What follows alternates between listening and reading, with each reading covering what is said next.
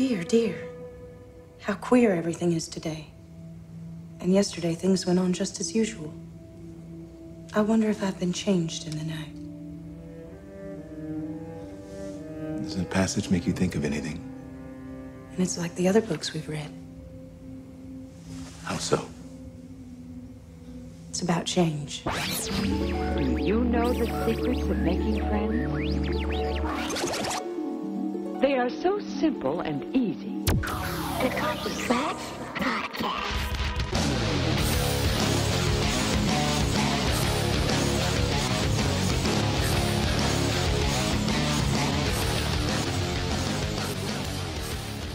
Welcome back to the Coffee Clatch Crew Westworld episode review. I'm Jason Pistorino. I'm Christina Lomangino. And today we have a doozy for you. We have a lot to go over, so we'll try to keep it at a steady pace. There's so many theories. I'm excited. Yeah, this is a great episode, a lot to dive into. We're going to talk about our episode notes, give our overview, of course, discuss Westworld.com. And later on, if you're afraid of any potential spoilers, we're going to save it for the end of the episode, where we go through the upcoming episode titles, their meanings, and what that relates to as far as our theories are for Westworld. I just have one thing to say to you, Jason. What's that? The only thing stopping the host from hacking us to pieces is one line of your code. Crazy. You know how many times I'm building something with code and it's not working? You know that saying, like, if you can't get it to work, you walk away, you come back. So I walk away, I'll, like, watch Friends or something. I'll come back and I'll read over the code again, and it's one little comma that I didn't even see, and then everything works. Can you imagine? If it came to beings starting to evolve Yeah. and gain sentience, kind of scary. I thought that was the key quote of the episode, but we have so much more to go through, too. I do have to say, I loved this episode. Oh, I loved it, too. I still rank 1 and 2 above this. I thoroughly enjoyed this. I got that sneaky fear that we were starting to head into robot territory. Mr. Robot, that is. In that I felt the need to take a million notes this episode, go back and rewatch things, discover hidden meanings. I was getting a little overwhelmed. That makes me a tad nervous, but I'm still having fun. And we were ranked number 15 on the top charts today. Yes. So top of the charts on iTunes, 15. Thank you, guys. All thanks to you guys. Thanks for the feedback. We'll go through that later, as well as some reviews you left for us. But now let's go over episode 103, The Stray. Directed by Neil Marshall, written by Lisa Joy and Daniel T. Thompson. IMDb gave it an 8.8, Rotten Tomatoes 95%. And just a fun fact, Neil Marshall, the director of this episode, also directed Game of Thrones, Blackwater, and Watchers on the Wall. You gotta love it. You gotta love it. We were definitely in good hands. Game of Thrones is our favorite show. If you haven't listened to our podcast about Game of Thrones, you probably should. Christina's a nerd, and it pays off. Unfortunately, we probably won't be able to stop with the comparisons.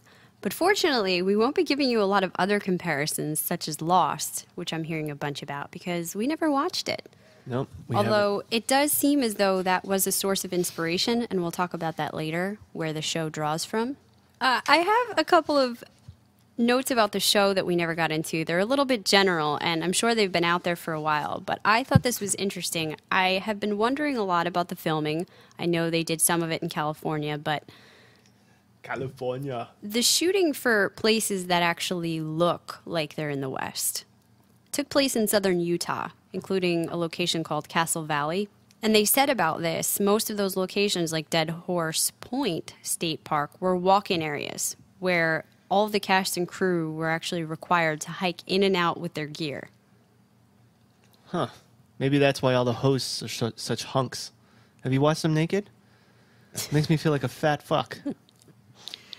Well, yes, to seamlessly blend the California sets with this Utah scenery, set walls were shipped to Utah so they could be used to film reversed angles of scenes originally filmed in California.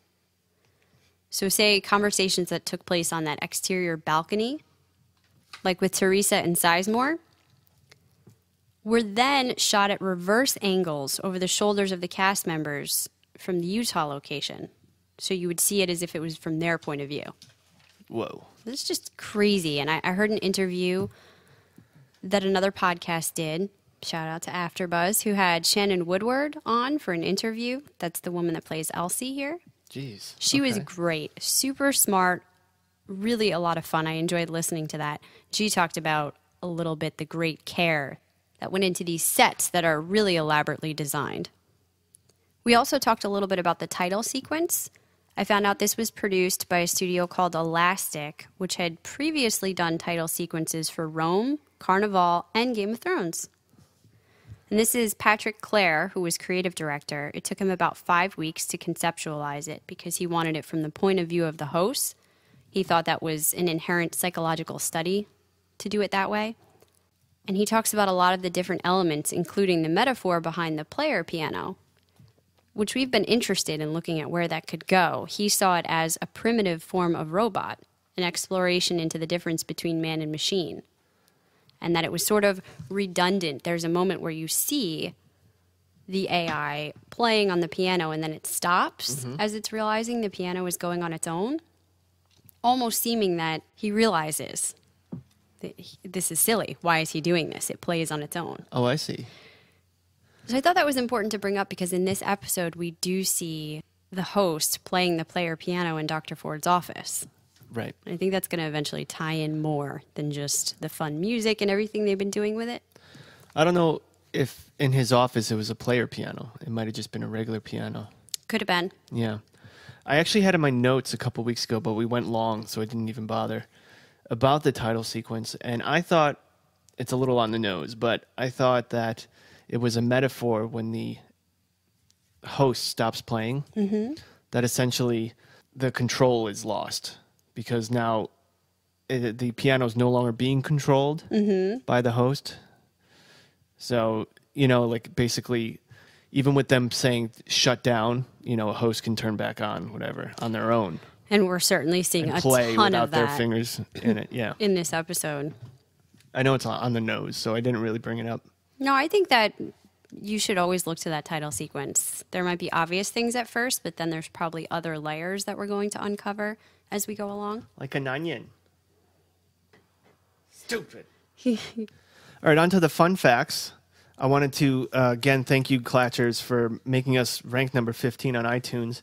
And we got a bunch of reviews, but we still need your help. Somehow, there's another Westworld podcast out there that started right when we did, and they have 156 reviews. We are way behind, and we need your help. Help us get up there in the rankings. Help us get more listeners. Just write a review. It could be 3 words. These guys rock. Doesn't matter. We'd really appreciate it. Thank you. On our Twitter, we again have a bunch of really cool stories. One is an article where Jonathan Nolan explains why you can hear Radiohead songs playing in the Western piano or Westworld piano.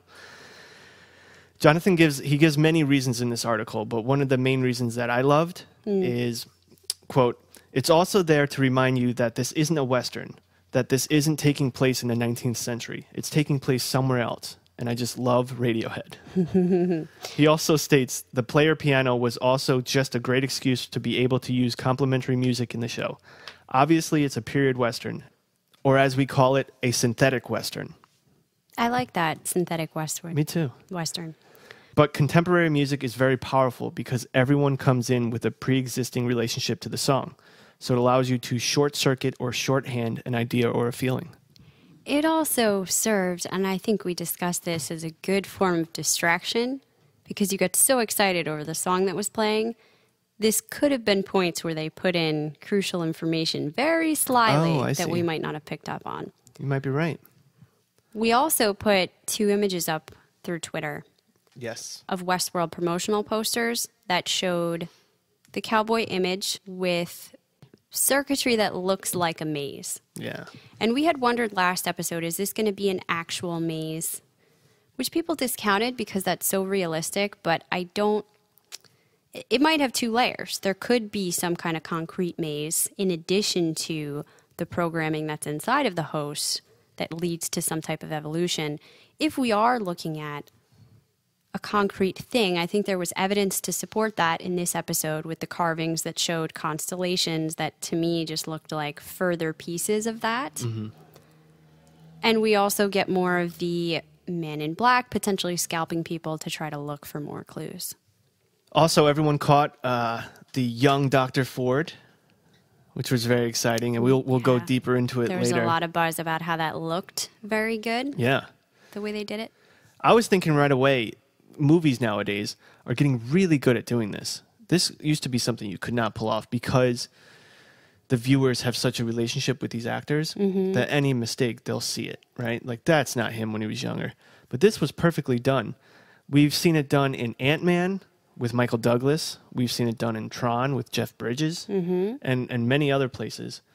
I mean, Tron, it was like the whole movie. It's ridiculous. I think that's got to get expensive, perhaps why we only saw a short clip here. Yeah, maybe. And perhaps the longer they go on, the easier it would be to spot that. But it worked very well here. In fact, visually, I loved the scenes with Dr. Ford and Bernard in the office. We have some images of that. You can find them online. The attention to detail and the aesthetics of how they arranged it. This is the creative hub. It's like getting a peek inside of his mind. You have all different things that he has saved. You have looks like face masks of hosts up on the walls. You have this piano going on. It's just brilliant. You have to go check that out. Jonathan Nolan actually said, in regards to the young Dr. Ford, that's a collaboration with our incredible effects supervisor, Jay Worth, and a wonderful vendor, ILP. The beautiful thing about working with Anthony Hopkins is he's had a long and storied career. So when we're looking for references for how Tony looked in his 30s and 40s, we have a lot of material to work with. Yeah, sure. So we have all that plus more on our Twitter feed at CKC Podcast. Go ahead and follow us there. And I mean, at least once a day, I have one or two good stories that I find on the internet. Yeah. All right, let's jump into our overview since we do have a lot to discuss. I will try to keep the recaps brief. I only go through this so that you have a point of reference for the comments we talk about. But we'll dive deep into each. We start out with Bernard beginning a diagnostic with Dolores. By the way, we begin and end on a Dolores scene for the third episode in a row. I think she's the strongest. And she assures him she hasn't told anybody about their conversations. He brings her a gift of Alice in Wonderland, and they start looking at passages. This was really incredible because now there's so many analogies you can look at. The fact that he's even bringing her things that he enjoys and he wants her to delve deeper into that. Later, he's telling her a little bit about his personal history, his past. He seems very overly involved, not just in figuring her out, but in actually having this connection with her. Oh, yeah. And encouraging the sentience to continue to evolve. In Alice in Wonderland, Dolores reads a passage, "Dear, dear, how queer everything is today. And yesterday everything went on as usual. I wonder if anything has changed in the night. Was I the same as I woke up this morning? If I'm not the same, the question is, who in the world am I?" Yeah, and that skips two very small sections from the actual book passage. In between, she says, "I almost think I can remember feeling a little different." And then at the end in the book, it says, "Ah, that's the great puzzle." So I thought that was pretty key. He also mentions that he likes talking to her because she doesn't know about his son. And I thought that was really interesting. From an emotional standpoint, she can't really get into that. She doesn't know. And it seems like that's a very sore spot for him still. Yeah, but also and I don't know if this is true, but if there's a part of him that's looking for parts of Dolores as his son or some, kind of putting those patterns together. Yeah, he's teaching her. It helps that she her. doesn't bring up his son. Yeah. He's guiding her to a certain extent, maybe following through on some of these things that he can no longer do as a parent to his own child. Yeah. Now it continues with Dolores as her day begins and she gets ready. She discovers the gun in her drawer, and we hear the voice again, "Do you remember?" At which point she flashes back to her scene with the man in black.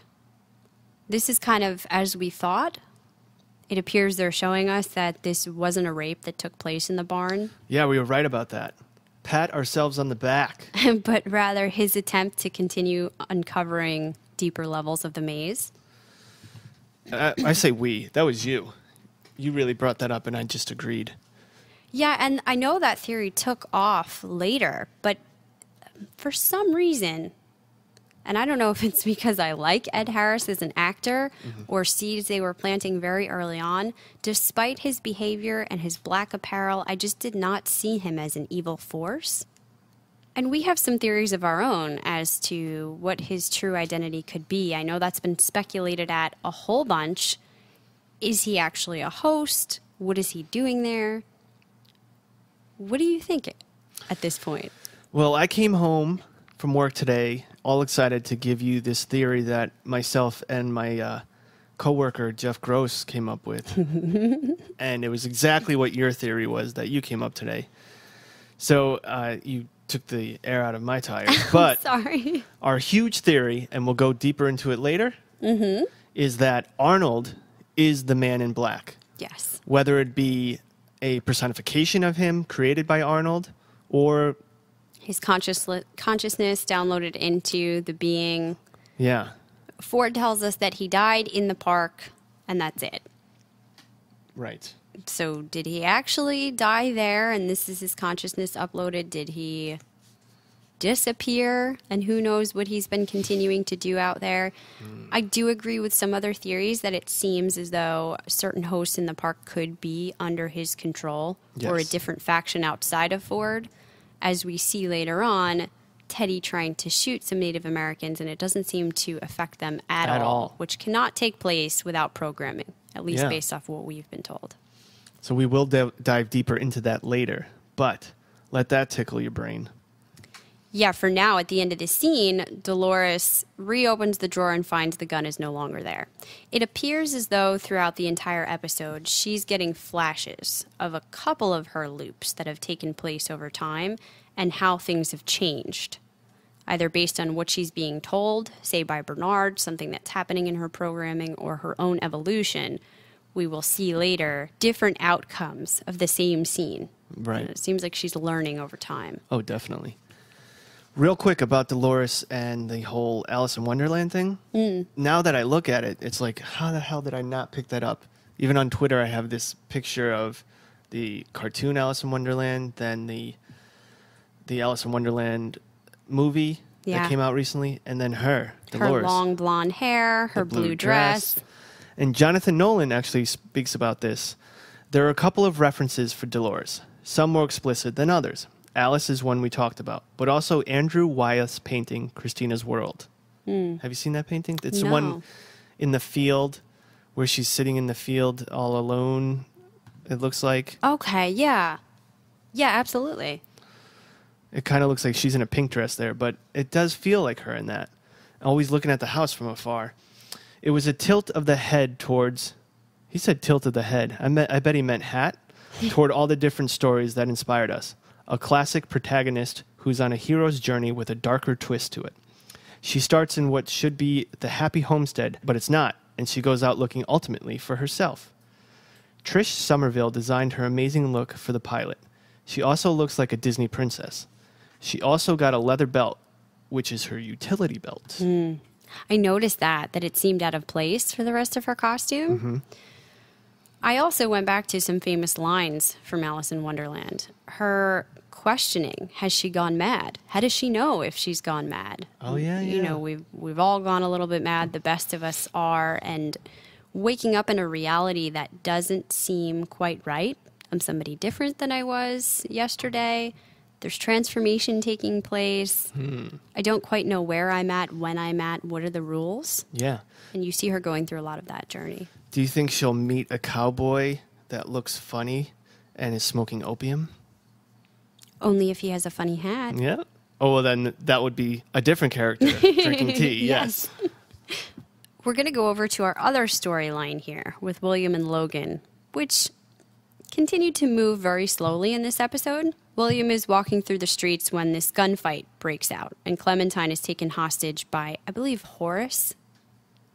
Anyhow, William decides he's going to take action. You see him hesitate for a moment. It's almost like this is his first test, and he wants to step up and play the white hat and save the damsel in distress. Mm-hmm. He's shocked, though, when he gets shot, and we see the effect of these simunitions we've learned about. Oh, yeah.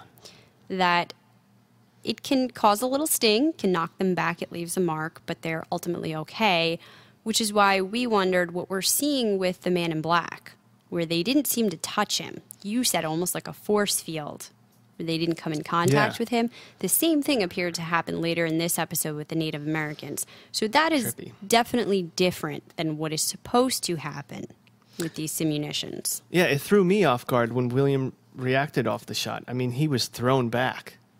And I thought the whole time while we were reading about that, that's the way these type of bullets should react. You wouldn't not feel them at all. They hurt, like getting hit with a paintball or something of that nature. The like only a cheat code. Reason they affect the host when they hit them is because that's programmed to happen. So we'll talk about what that could mean with those that aren't getting affected by it at all. It's a cheat code. Remember Game Genie for Nintendo? Yeah. You put that on top of the game and then you plug that into the Nintendo system? And then you have all these cheat codes?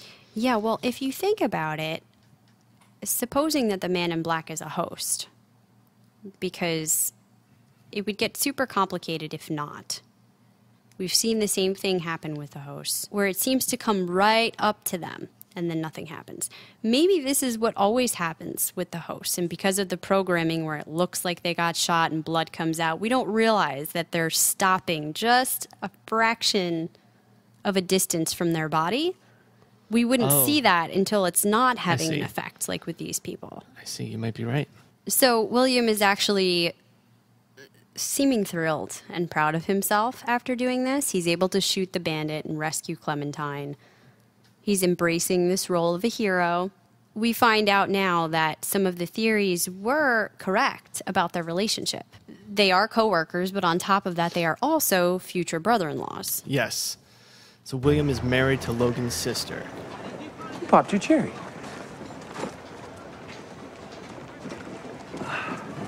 Thought you said we couldn't get shot. We can't get killed. It won't be much of a game if they can't shoot back. How do you feel? Alive? A little tight in the pants. She was terrified. That's why they exist, man. So you get to feel this. Come on. Let's go put some memories in that spank bank. Trust me, you will thank me after you've been married to my sister for a year. Actually, I have something different in mind. What? That? Well, it seems like perhaps he will be, or this is very new, something along those lines, because Logan says, you're going to need these experiences after a year of being with my sister. He's continuing to be the quintessential dirtbag. Seems like he might have been living it up at the Mariposa Saloon before he met up with him yet again, telling him about how he should take a woman now, and this is really what it's about to be in Westworld. Oh, yeah. And William has decided that he wants to do his first storyline. He wants to go on a bounty hunt for Slim Miller. I want to give a shout out to Water Lily San on Twitter for talking to us last week, saying that they feel that they're related somehow. Oh, and April in South Dakota called it 100%. I'll read out her message later on. On to Teresa and Bernard. We see that there's increased corporate scrutiny. The board is looking at them much like we thought. And with Ford's recent takeover of the new storyline, Teresa's starting to get worried. She comes to tell Bernard the update issue needs to be resolved. Just do it. This glitch is not inspiring any confidence. And that's sort of the end of their interaction. And now I'm looking at their interactions differently because I'm like, you guys just had sex. It's a lover's spat. She's really mean to him. Yeah, they definitely interact quite differently outside of the bedroom. I wonder if anybody else knows about this secret relationship. I don't get that feeling yet. Dr. Ford, he says we know everything that happens inside of the game and everything outside of the game. Ford knows. He knows what's up. Bernard then finds Elsie examining the footage of Walter's rampage and points out that he was talking to himself throughout the whole thing. Do you remember when he was saying, I need more milk? Yeah. It was sort of brushed over, but I guess he was saying, Arnold, I need more milk, Arnold. Look at this. Any for you? Who said that? Who's saying that? Don't you talk to me that way. I can't hear you. Do you see that? Yeah, they deserved it. He's talking to someone. Sons of bitches. He carries on practically an entire conversation. I need more milk, Arnold. Who's Arnold? They're designed to play off aberrant behavior. That could explain the conversations. Fine. Then explain this. He kills 6 hosts. He lets the other 3 go. I pulled the narrative logs. All 6 of these hosts were part of storylines over the years in which they killed Walter. It's like he was holding a grudge. After she pulls up the other narrative logs, she discovers that the 6 hosts Walter killed were all people that had killed him in previous storylines.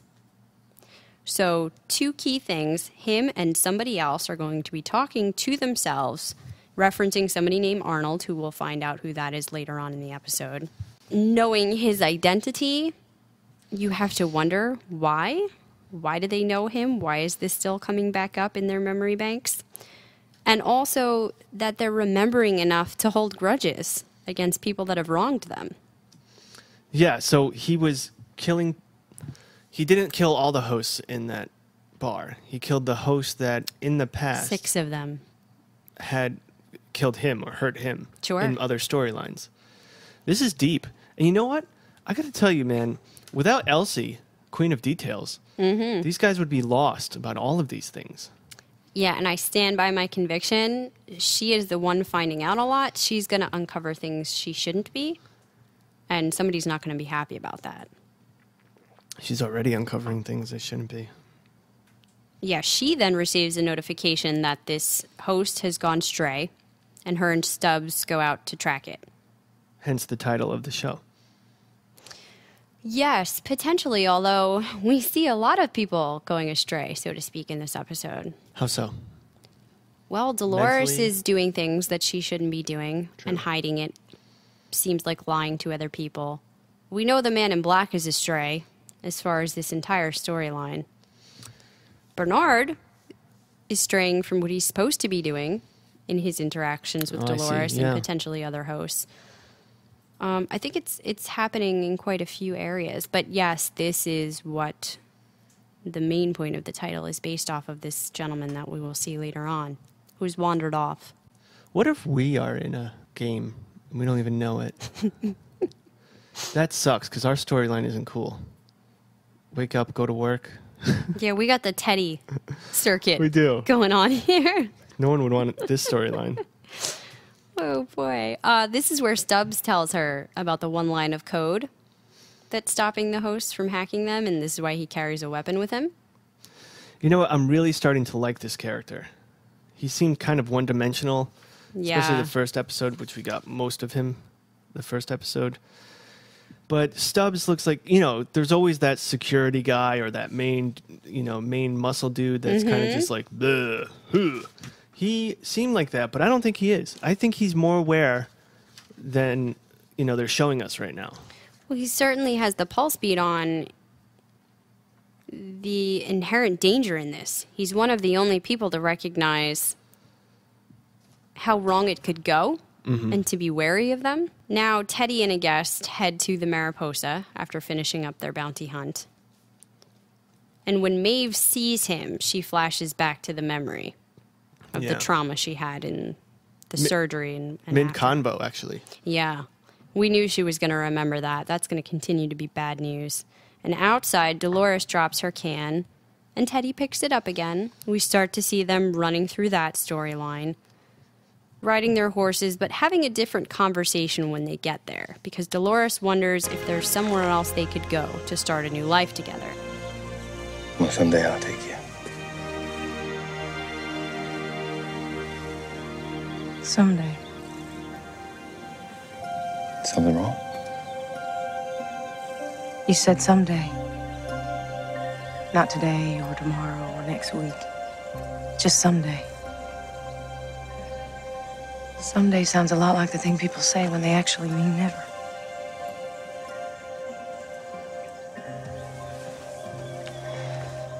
Let's not go someday, Teddy. Let's go now. She says, what if I don't want to stay here? Sometimes I feel like the world out there is calling me, whispering there's something more.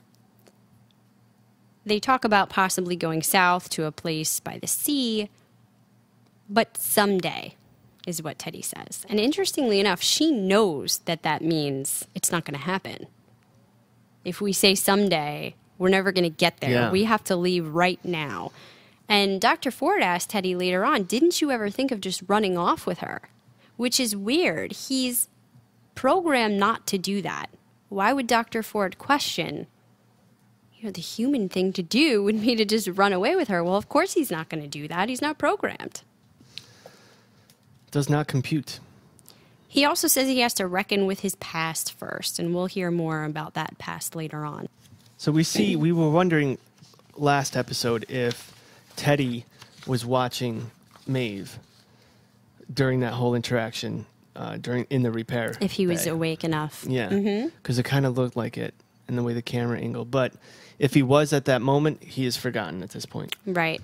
And Teddy seems to be one of the hosts, at least from what we know. Mm-hmm. He's being sufficiently wiped. He's not remembering. He's Right. following his programming every day.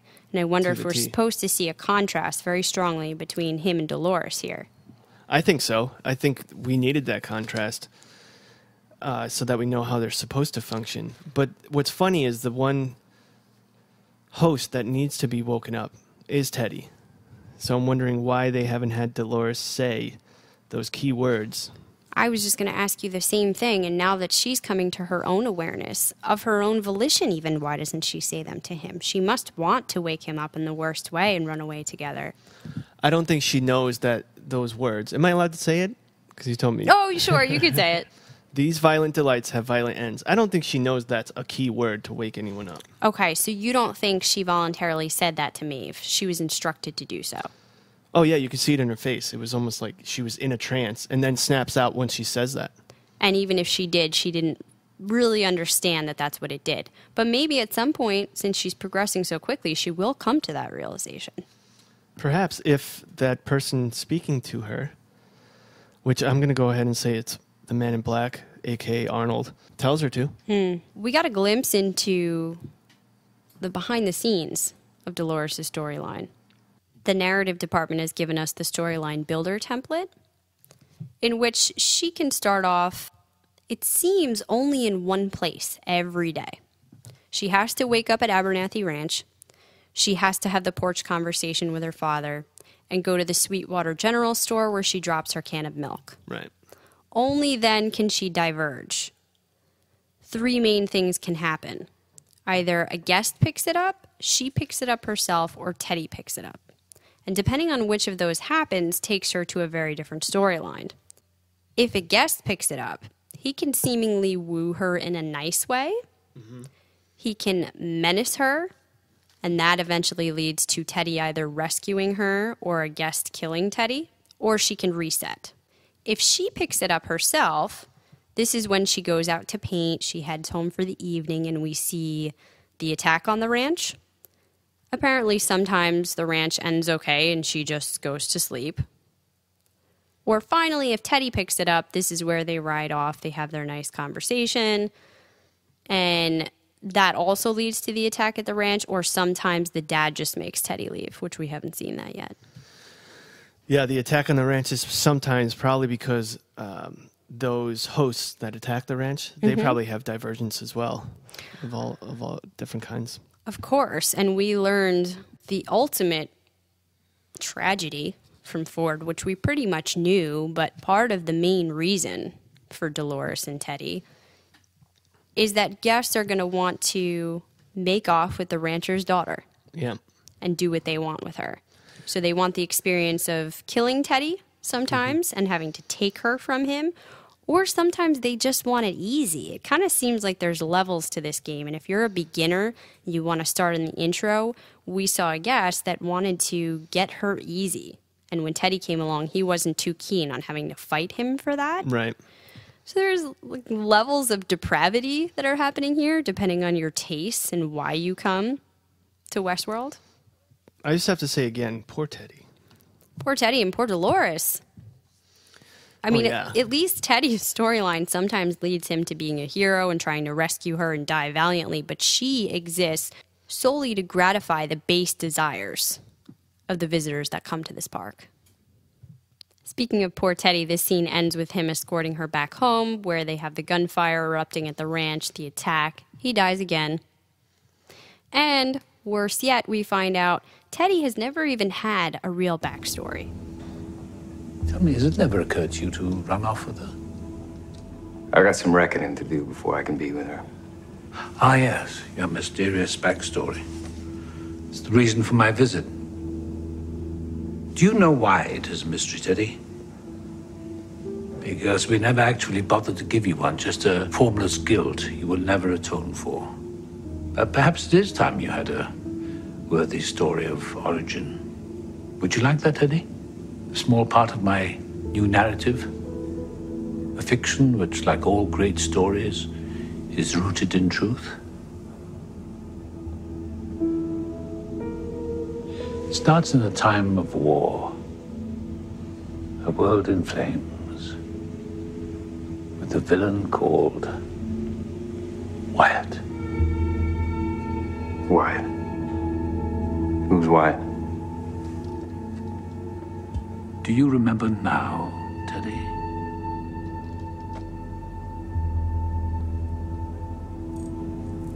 Yeah, of course I remember Wyatt.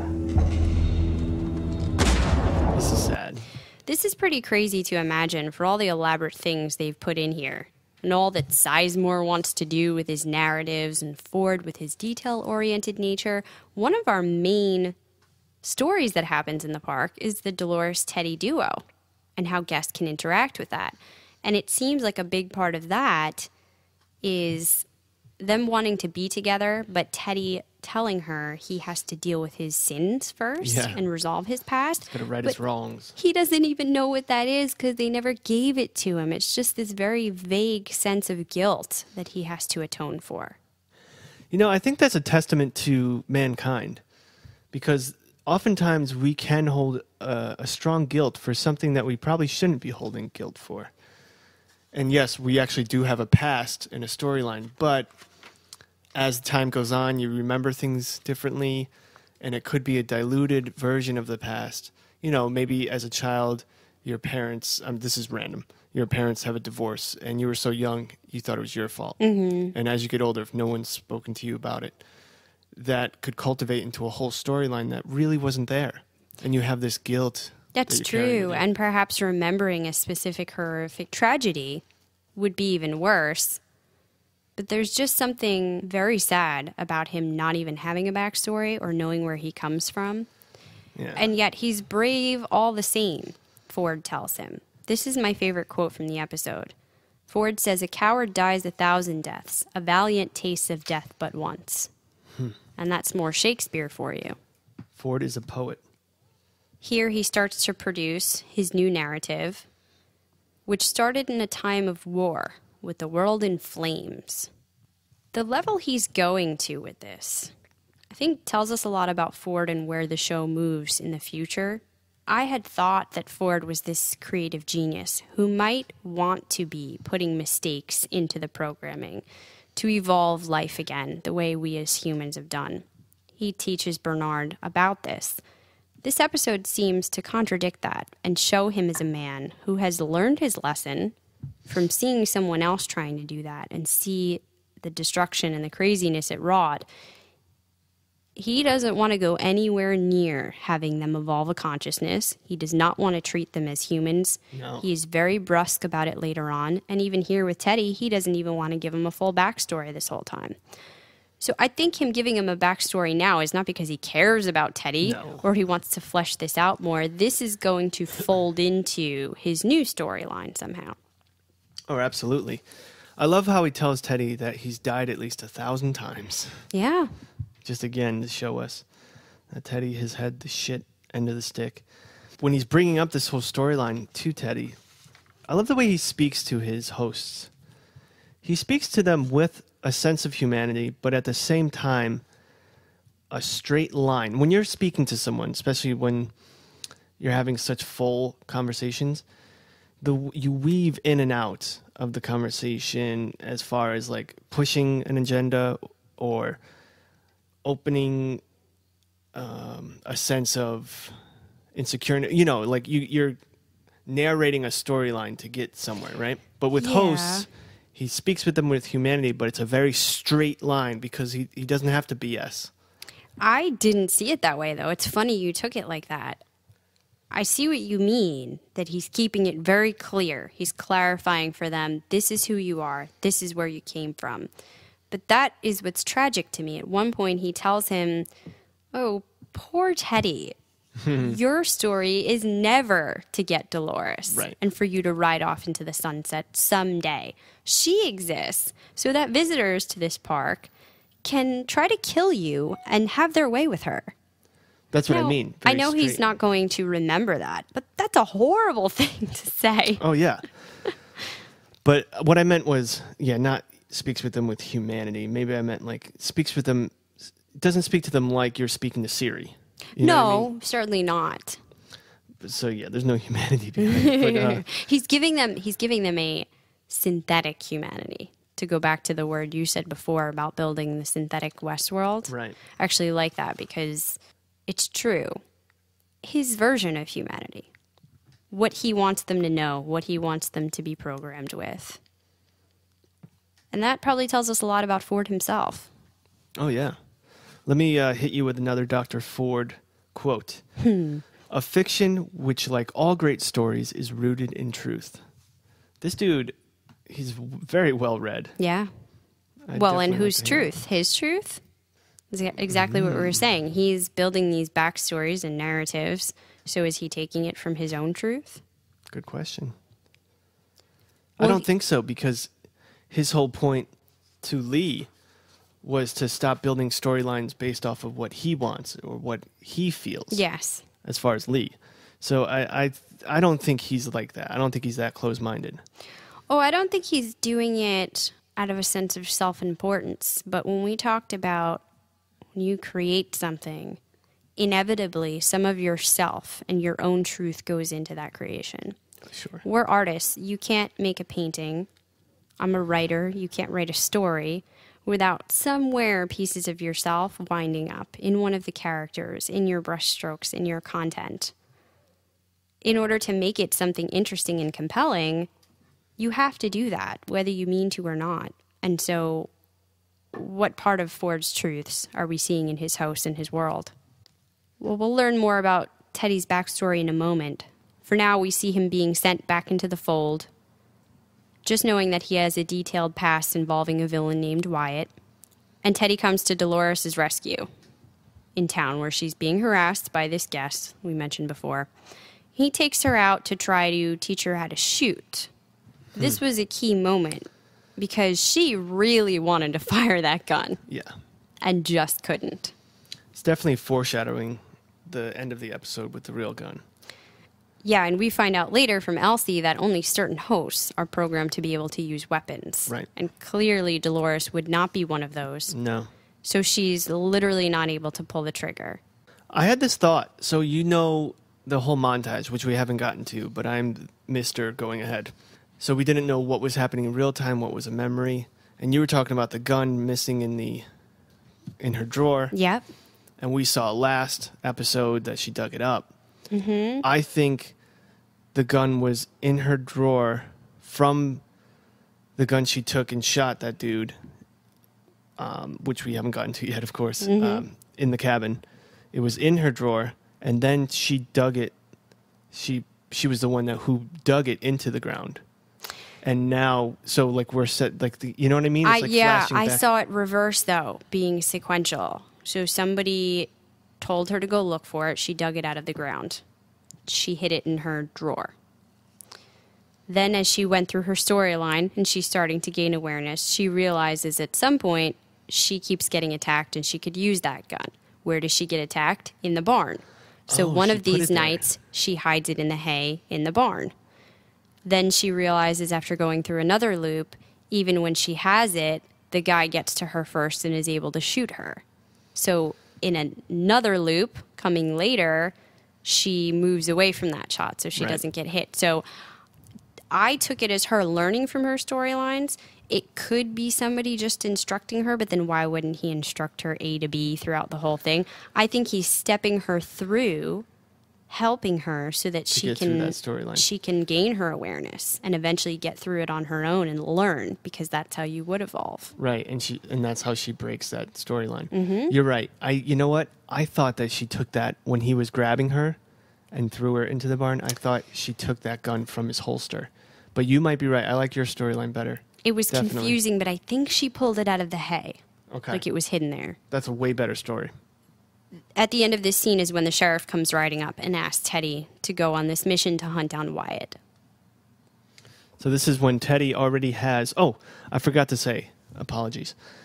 We took a screenshot of Dr. Ford's computer when he was uploading the memory to Teddy. Mm-hmm. You know, I love computers, and I've talked about that sweet iPod. Yeah. Or iPad. iPad. It's not an iPad, but you know what I mean.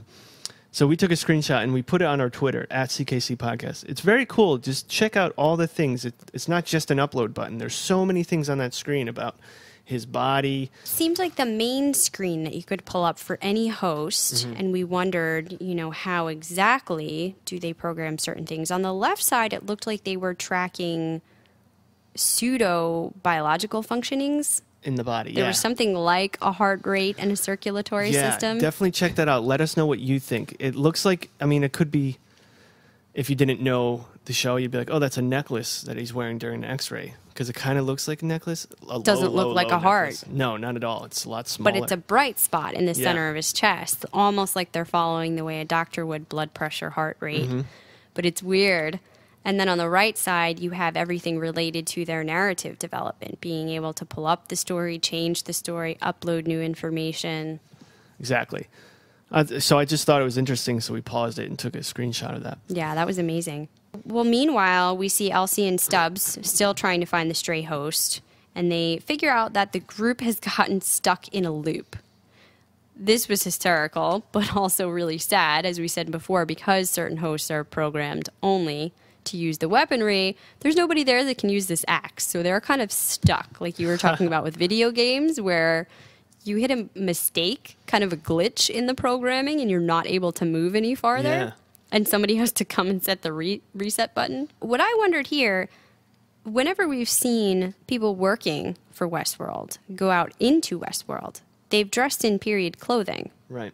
Elsie and Stubbs are out in regular clothes. I think because they're going way out where the guests probably aren't. So only for guest purposes do they do that, Yeah, to not definitely. interrupt the narrative. Yeah. Okay. So somebody could see them. I think that would ruin the experience. I guess they fixed the sheriff, too. Oh, yeah, he's back and functioning.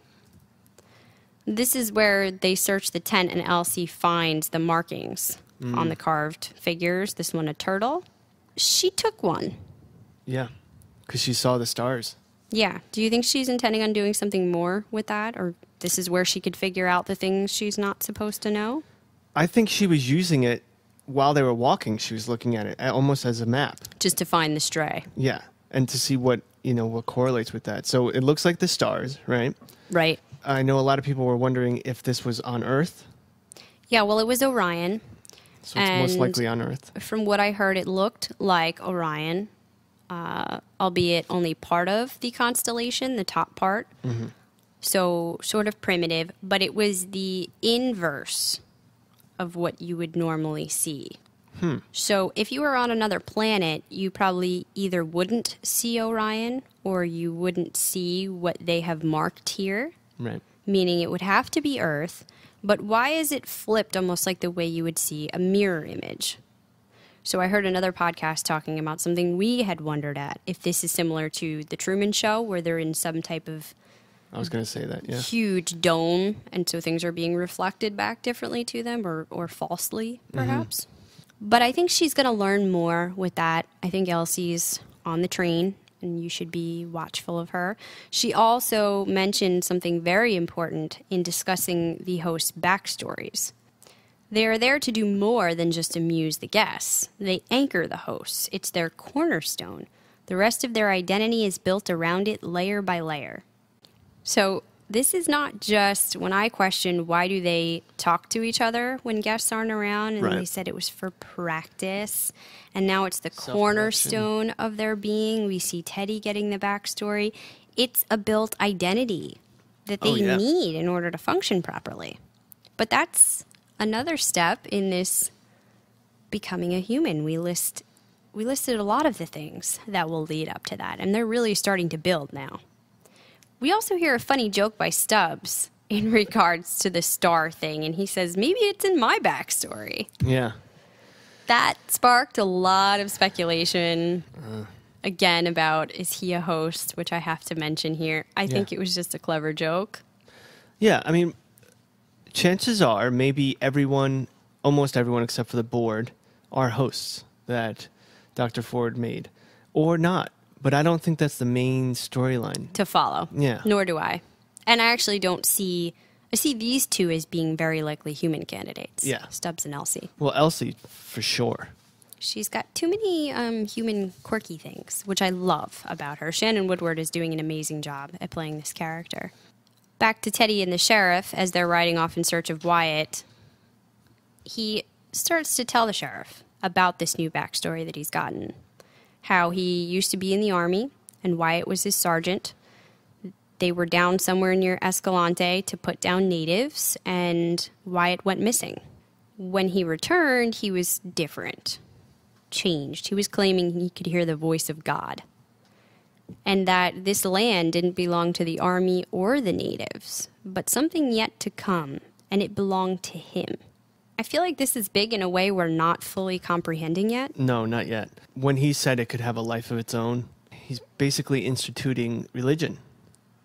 Because now there's going to be someone who hears and interprets the words of the Lord. Yeah, that's what I thought at first, until later Ford will tell us, and we'll get into that, but how Arnold was trying to build consciousness to these hosts by having them understand the programming they were hearing as their own thoughts, and he hoped that would evolve later, but some of them took that, or it was programmed to be God's voice. So it seems like this could just be fragments of Arnold's code. Oh, I see. That they still think, because they haven't evolved totally to that point, they still think they are hearing the voice of God. But my question here is that I had originally thought this new storyline would be Ford letting the hosts develop kind of a story of their own. With a little prompting, they could then create this universe, which would be more of what the guests were looking for. This episode, it seems like he's totally against any of that. He doesn't want to go into the territory that Arnold was broaching and having them develop consciousness. So how does that tie into what's going on here with Teddy's story? It seems contradictory. Unless he's giving, like you said, he's trying to cut that off. He sees the fragments that Arnold left, but he's trying to cut it off with a concrete response. It's nothing else. It actually is the voice of God. And this is what religion is. And it will build you this backstory so we fix it and we nip that in the bud. I think you could be right. Perhaps. This is one of the things that we just don't know. And I don't feel confident enough to even have a theory yet. You know, it's funny, starting this new show, because we were dealing with Game of Thrones and Mr. Robot, where we've had a lot of storyline to learn and to cultivate theories. So podcasting was like this fun theory tank. I forgot what the feeling is when you first start a show. And you're so confused. And you don't have much to go off of yet. Yeah. And you're trying to create content. It was very difficult, but this was the first episode where I was starting to feel a release, and I could start theorizing with confidence. Oh, see, I felt more bogged down. Like, yeah, theories are flooding my brain, but I don't have a good handle on any of them. And to a certain extent, it's exciting, but I wonder if you're listening to a podcast going, what are you idiots talking about right now? But we want to hear your takes on it, too. I kind of appreciate this new idea, so if you have any other thoughts on where that could go with the new storyline, feel free to write in. Back to Wyatt. So he comes back from the mission with these strange and violent ideas. And now the search party comes upon this man tied to a tree, and they're ambushed. Teddy leads this charge, and he puts himself out there to go give them cover, try to hold off the attackers so that the couple of guests that are actually with them can escape back to town. This was the first storyline that we're watching that I was like, oh, this is fun. Like, this is actually fun to watch. Yeah, happen. we knew that Teddy was part of this alternate storyline where there would be a bounty hunt or a search, but we've never gotten to see this side of it. And the guests are really enjoying it up until this point. And shit gets way too real. There's that really tough woman that's on she's cool. the hunt that I enjoyed. But it seems like Teddy's going to go down in a blaze of glory trying to defend them, although we don't actually see him die, so I'm not quite sure how that's going to end here. I mean, Teddy usually always dies, but there was weird stuff going on, like I said, where he was shooting at the Native Americans and it wasn't touching them. No. And what's with the noise? It was like an elephant or a dinosaur, it felt like, the first time. Then the second time, I think we could see that this is a native tribe that dresses up. Wolves, I think. Haven't they mentioned the wolves on this show? We've seen them. Real wolves, but... Yeah, I think somebody talked, though, about the wolves. And the second time around, it sounded like they could be doing that. When you hear someone doing a wolf, don't they howl? Yeah, normally. But it was definitely animalistic. And they were trying to scare them off. Right. I don't know that they actually wanted to engage. Maybe if they do this with most people, they just back off and leave them to whatever it is they're up to out there because we think they're agents of somebody else's control. Right. So who knows what they're getting up to. I don't think Teddy's dead because the writers are bringing us into something right now. Yeah. So there's more to this storyline. Either he is dead and then we go through it again, or they're not dead, maybe they're captured. Yeah. If this is part of their storyline. I'm not confident they're controlling these people out there, but I think you could be right that we'll see it unravel a little more. We did have the theory that as you get further away from town, the reset cycle gets longer. So they're not resetting every day. We will see things play out a bit more, like the guys that got stuck around the campfire. I'm wondering, is this tribe part of Dr. Ford's new narrative, or is this a tribe that's always been there? We're just seeing it. I think they're rogue. Like I said before, I think they're being controlled by somebody else, whether that's Arnold/Man in Black or somebody we haven't seen yet. Because they're not getting hit, that indicates a difference.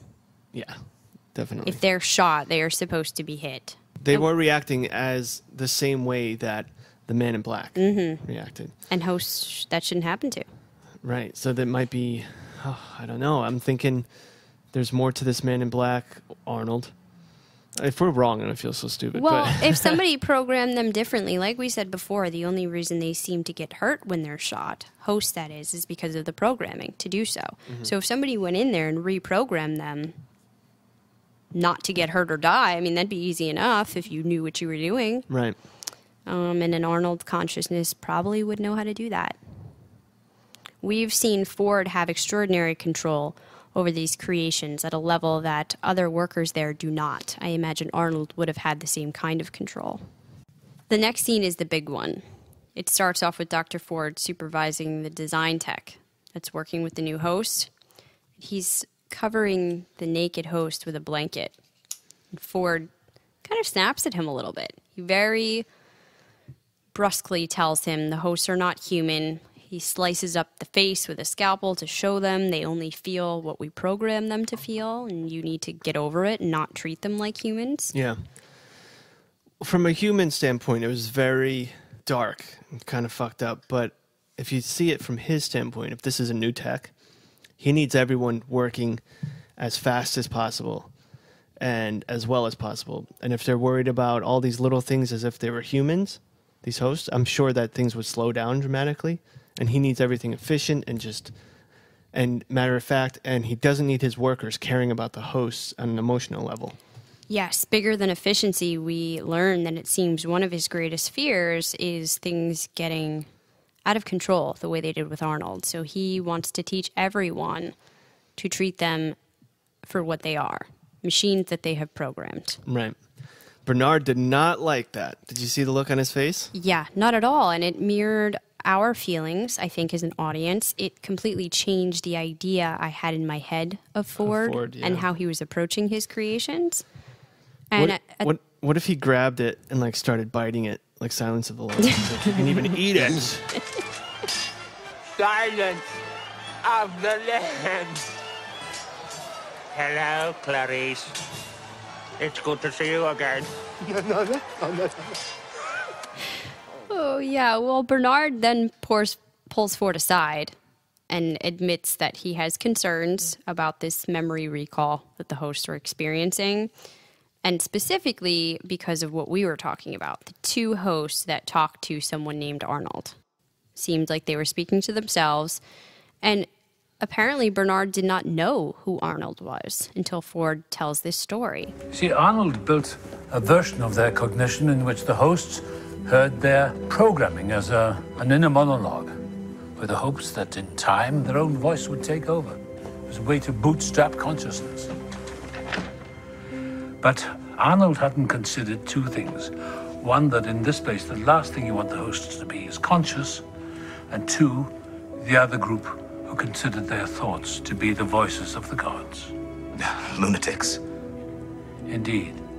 We abandoned the approach. The only vestiges that remain are the voice commands we use to control them. But for all his brilliance, I don't think Arnold understood what this place was going to be. You see, the guests enjoyed power. They cannot indulge it in the outside world, so they come here. And as for the hosts, the least we can do is make them forget.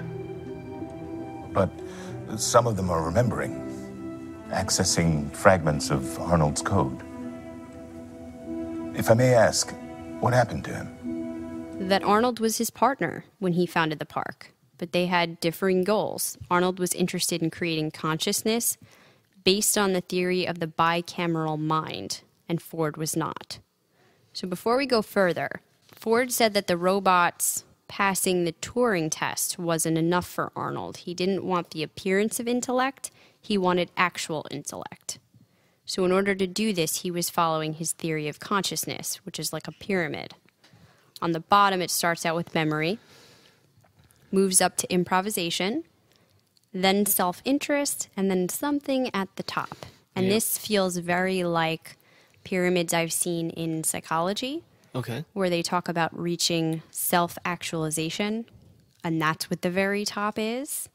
Realizing everything that you can become and actualizing that. So the bottom starts with your very basest desires, the things that we need, physical things, food, water, shelter.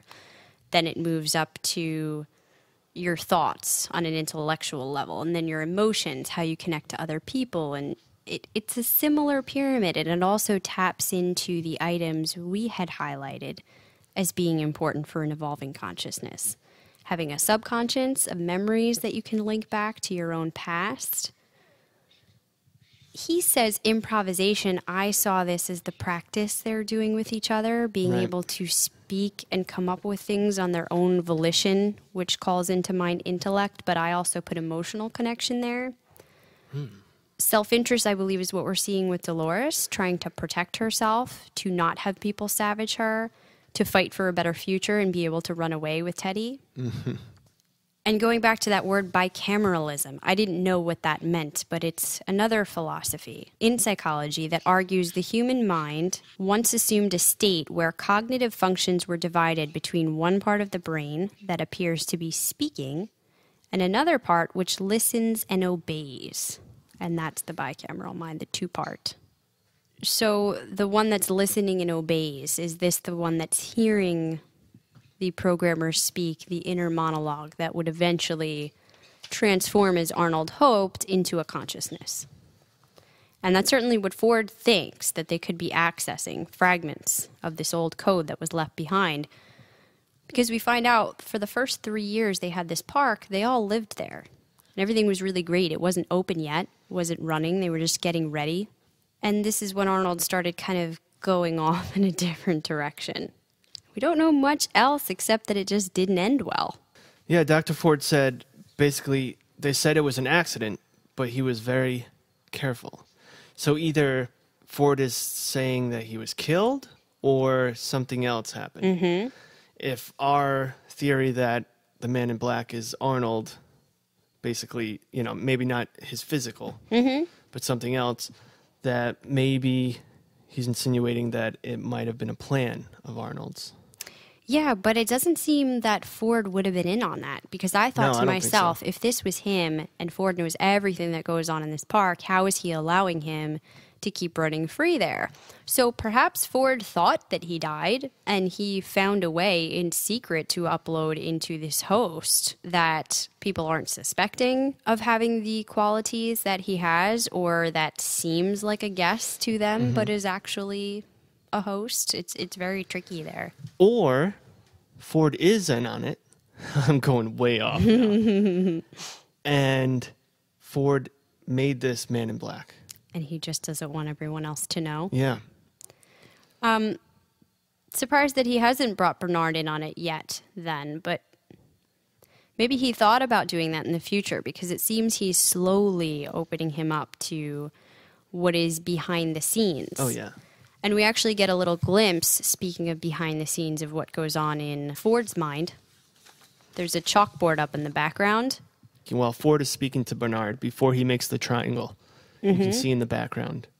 Yeah, he kind of erases this image of a tree that was up there about the hosts and their reveries and how they react, it seems. Because on the left side, you have the reveries being the main thing. Two things leading to that: the frame agent and low-level agencies.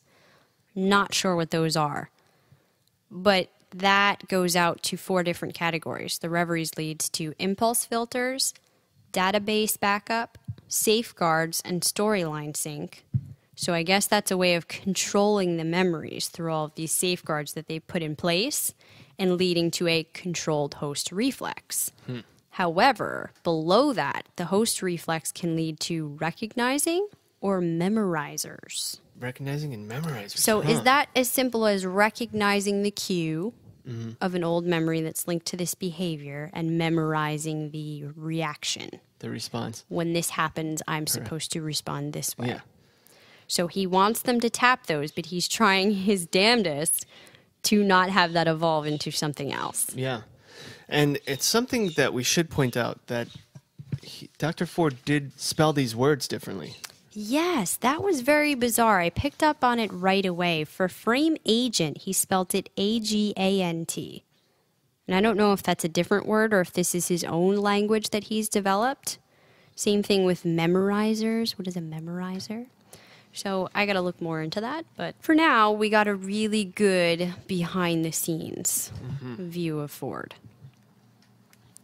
Then we get a behind-the-scenes of Bernard, because he goes to this video call. I was under the impression that it could be his current wife. I know you do see that relationship thing going on with Teresa, but we've pretty much been told that they have to stay wherever this is, the workers, inside the Mesa Hub for long stretches at a time.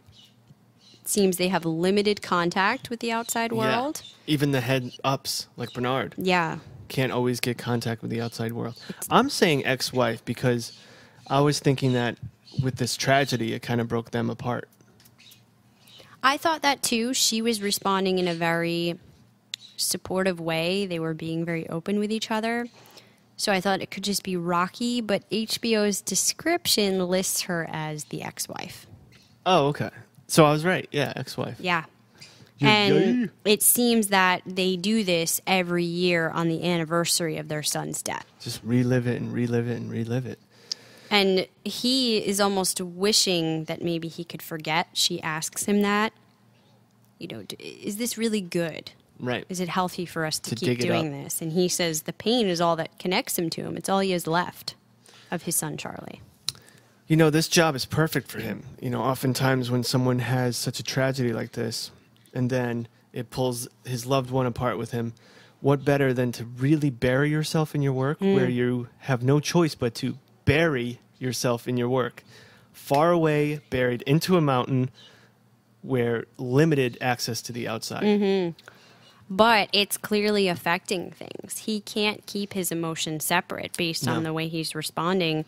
It is Ford's worst fear. At the end of the last scene, he told him, Arnold died in the park, and don't fall victim to this same obsession. The hosts are not real. They're not conscious. Yeah. And he is having great difficulty doing so. Ford is also concerned that he's still very bothered by the trauma of losing his son. This is definitely foreshadowing. This is going to be something that Bernard's going to be wrestling with. And we did have a conversation, I think last episode or the one prior, where we talked about, is Bernard bad or is he good? And I said, I don't think he's bad. I think he's trying to do good. So yes, he's trying to do good. The result may be bad. Or it might be what he's doing is just go in parallel with whatever's going on with the robots. Well, but he could also chase his demons over the edge the same way Sizemore warned about Ford. And does Ford know he's in trouble? Because Ford went through something similar once before. We talked about he might have lost somebody and had known what that was like and been in trouble of that. And he's also seen what happened to Arnold. So it seems as though he is so strict and careful now because of what he's seen in the past. And he's worried that Bernard could be headed there. And Bernard knows that. He's keeping these tete-a-tetes with Dolores very secret. Very, very secret. Something about that scene, I noticed right away that his ex-wife, Bernard's ex-wife, is Gina Torres from Suits, which is, she's the head lawyer in Suits. And that's the show that's on before Mr. Robot. Oh, yeah. Yep. So I think this is really, we, in the real world, we're in a computer. Because all of these things keep pointing back to each other. So RL is VR? Yes. Is what you're saying? Yeah. Well, the next couple scenes we already discussed. Elsie and Stubbs just continue looking for this stray. She messages for backup. Teddy and his party are ambushed. That's when Teddy's overtaken. And now over to what we were talking about. In another diagnostic, Bernard tells Dolores he needs to restore her to her old state in order to keep her safe. He thinks this is what he has to do. Again, she wonders if she's done something wrong. And he tells her about the time he tried to teach his son Charlie to swim. And she later asks him about his late son, and he switches her into analytics to find out why. Why did she ask this personal question? She just says it's an ingratiating scheme. You know, it builds this sense of trust. It's in her programming. He's kind of like, oh, okay. He's satisfied because that's safe, but he still doesn't really know what to do with her. And then he asks her the question about changing her back and there being two versions of her. Imagine there are two versions of yourself. One that feels these things and asks these questions, and one that's safe. Which would you rather be? I'm sorry. I'm trying, but I still don't understand. No, of course not. There aren't two versions of me. There's only one. And I think when I discover who I am, I'll be free. And she says, oh, I'm confused. There aren't two versions. There's only one. And when I discover who I am, I will be free. Oh. You think this is going to do her in, because he asks where that came from again. And she says, I don't know. There was no prompt to that response. So this seems way too dangerous, like he's just going to wipe her. But that's when he decides to let it go. That he wants her to just keep going so he can see where this will lead. And just, you know, stay on your loop. Don't tell anybody we've been talking. So that was really crazy, I thought. Oh, I agree. I wonder what made him really do a 180 on that. Well, he goes back to the quote that Ford gave him. Evolution forged the entirety of human life on this planet using only one tool, the mistake. He obviously thinks that's a noble pursuit or something worth continuing, and he's going to keep doing so secretly. The next scene is Dolores back out there on the cycle and hearing about the sheriff's mission and how it didn't go well with Teddy. She races back home to find the bandits attacking the ranch again, and this is where she starts slipping in and out of the different moments, the memories, it seems, remembering previous guests. She saw her real dad? Exactly. That's what that was tipped me off to the previous memory thing. Peter. And as Reba stands over her in the barn, she remembers the man in black also. Then when she finds the gun, we forgot to mention the voice tells her to kill him. So she is being guided through this process, and she is able to shoot Rebus. Because of that voice, it overcame the programming. Essentially, it reprogrammed her to be able to shoot. Yeah, I don't think it's reprogramming her. I think it's teaching her to override it and evolve out of it to learn from these loops how to behave differently. Because I think that's what the real goal is. Anybody could just keep reprogramming. Right. He wants her to take the next step in her evolution. And I just want to say again that we were right that he wasn't raping her. Oh, I think it's Bernard guiding her through this. You do? Yeah. Okay. But I think the Man in Black is not a bad thought to be involved somehow. Yeah, if he is the personification of Arnold. Yeah, definitely. he's certainly involved. We have two final scenes. The first is Stubbs trying to cut into the stray guy's neck. Oh, okay. Wait, let's talk about this stray guy. Oh, my God. I always get excited when I see this actor, and you always say to me, who? Yeah. As soon as I saw it, even before they went down into the ditch, I was like, that's Tate Fletcher. Yeah. He's a retired UFC fighter. He has a podcast. Him and another retired UFC fighter started this coffee company called Caveman Coffee. It's really good coffee. Hopefully they'll be a sponsor for us one of these days. That'd be fitting for the Coffee Klatch crew. And you are obsessed with UFC. I watch it with you, but I can never remember names. I can't remember names unless they're UFC fighters. I don't know what it is. He's in so many movies, but he's always in like the most epic movies, but for like 10 seconds. You know, he's a fighter. He's pretty badass. You guys have seen him now. He's a big boy. He's in short roles like Jurassic World. There's a helicopter that's coming to save them, and he's one of the military guys with the gun. Okay, And he just smiles. He's in John Wick. John Wick kicks his ass. He kicks everyone's ass, but he kicks his ass. The Lone Ranger, Thor, Breaking Bad, A Million Ways to Die in the West, and it goes on and on and on. I want this guy's life. He does everything. Anyway, I get excited when I see him in places. And I have no other reason why to bring that up except for he's badass. Well, it certainly is another epic moment he has. This is one of Stubbs' biggest fears, right? The programming goes wrong. He does try to attack them. He is a big boy. He wakes up from his sleep mode. We're seeing this happen multiple times now. Again, I believe them being able to override their programming. I saw that coming, though, when he said, turn it off. Can you turn it off, please? And they don't try to use the voice command to re-shut them down. Neither one of them do that. Elsie tries to fiddle with her iPad thingy to shut him down. That's not working. The host climbs out of this ravine and grabs a boulder, and you really think he's going to come at Elsie. And that's when he starts smashing himself over the head with it. Yeah. How do we explain that? I don't think it's part of their programming to turn on themselves. No. Their programming is to not harm any guests. We believe that has to extend to the workers. Yeah, any humans. And even beyond that, to intervene if somebody else is trying to harm them. So he's going off script by trying to attack them, and then all of a sudden it's like a short circuit. I think given the fact that he's straying, we've seen certain hosts doing things abnormal, not being able to be hurt, but like the Native Americans, they seem to be off on a different tribe or controlled by something else, not like Dolores with Bernard. So I think this man was part of that group, whatever that is, and that group had instructed him either, if worse comes to worse, you dispose of yourself, because now they can't figure out what went wrong with him. They can't? They can't because he's messed up his head. Oh, okay. Where we think all that lives. Oh, that's right. So he was protecting the head because they were going to cut the head off. Right. So either he was programmed to do that or somebody came in and fiddled with him. Okay. Like we've seen our people do. Of course. And made that happen, because I don't see any other explanation.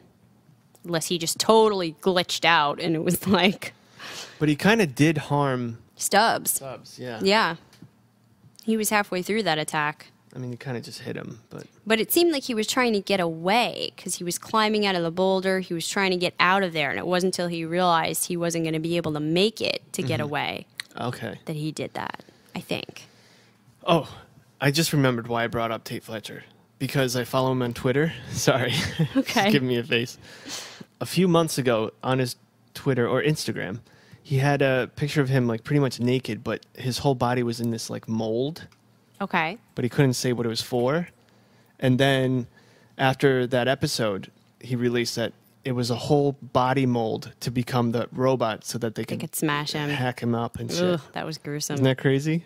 There we go. I had a reason. Why did he have to cut into his neck? Like, we've seen them do things where they take the scalp off, but Right. this was weird. He was like hacksawing through him. It was pretty gruesome. Look into the stars. Oh, I just boy. kept, when he said that, I was like, look at the flowers. Walking Dead. Yeah. Okay, in our final scene, Logan and William are sitting by the campfire. We find out the fun tidbit here that they are paying $40K a day to be here. And we're going to get into our itinerary. Oh my God. She has such good stuff. In Can't just wait a for this. minute on how Westworld can run you, how much money. But the end of this here is that Dolores rides into their camp and she collapses into William's arms. He catches her. So we saw that possible love story developing, and I think that's where that's going. And that wrapped up our episode 3. Oof. But we still have a lot to talk about. We discussed some of these inspirations behind Westworld and all the different things they're pulling from. We talked about a lot, but BusinessInsider.com named 5 big ones. Jurassic Park, which you can definitely see. I mean, this is another Crichton-based storyline. It's a park programmed for the amusement of humans until it all goes wrong. Both of them question the motivations of futuristic science that tries to meddle with the natural state of things. Number 2, they cited AI by Spielberg. So what happens when you program a robot to feel human emotions, how that can go wrong. Number 3 is Lost. We talked about how we didn't watch this, but I've heard a lot about it, how there's supposedly a deep mythology and this crazy philosophy at work, a deeper level of puzzles. Number 4 is Grand Theft Auto. So the showrunners have said that That's they... funny. We brought that up. Yeah, we did. And they have said that they took video games for their research they pulled from those things. Definitely. So with this one, it's a vast fake place that allows guests to indulge their basest desires. When you say that, I think of that scene where our poor Teddy gets shot in the bar while he's having a conversation just randomly. I would do that in Grand Theft Auto. I would just like run up to people and just bang, bang. Exactly. But they also have the beautiful scenery, especially as the games go on in Grand Theft Auto. So you can explore the world at the same time. So very similar feeling. They also cite BioShock, which I've never played. That's a good game. Another video game where a character's found himself in a dystopian city struggling with moral choices. So that and much more. We also talked about classical inspirations. We saw the Shakespeare references again in this episode. And we'll talk in just a minute about how even the titles might come into play. First, let's talk about DiscoverWestworld.com. We go through this each week based on our updates that we get sent by Aiden. They always have a destination. For episode 3, it was Python Pass. They describe it as a treacherous climbing experience where you'll meet mountain men, trappers, loggers, and miners. The log bridges over the rapids are creaky, so watch your step. Those daring to be there at the beginning of the cattle drive will find it here, but the cattle tend to attract the wolves. If the wolves aren't to your liking, there are bears, bats, coyotes, and the occasional lost buffalo to keep you on your toes. So mentions of wolves again. Python Pass also brings to mind the words that the little girl spoke to the man in black. The next step of the maze being to follow the blood arroyo to the place where the snake lays its eggs. So is that related to this? The section on expand your itinerary talked about... Is that what Tate Fletcher was doing down there? Essentially, metaphorically laying his eggs? Because snakes go under somewhere. They protected, hiding to lay their eggs. So was he doing something down... Like, what was he doing down there? That was the stray person. So there was a reason for him to be down there. Yeah, I mean, he could have just... Like, he was being led somewhere, obviously, off the map, and fell into this ravine and got stuck. So. But it didn't seem like that. And maybe even if he wasn't doing something that you're supposed to find, this location is a piece of the map that you need to get to. There's so he could be following that map. Stubbs, in amidst everything going crazy, he just climbs back up. Mm-hmm. But he didn't look deeper into there. There might be something into Did it there. go back further? I couldn't tell. Maybe that's the beginning of the maze? Could be. Could be. And that's where they're hiding.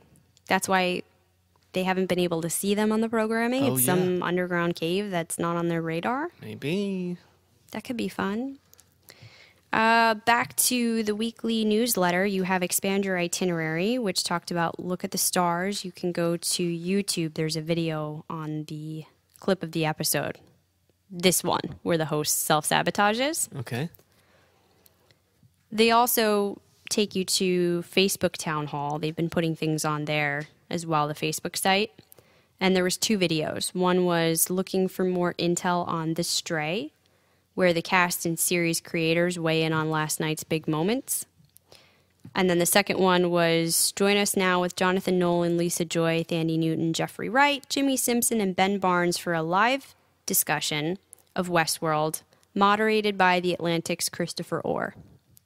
Actually didn't get to watch that video yet. We had a lot of research to do, but I'm going to go back and check that out.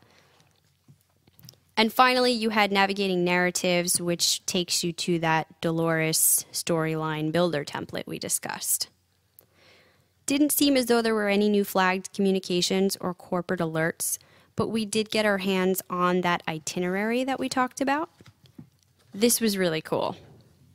Basically, when you can start to book your trip on discoverwestworld.com and pick what you want.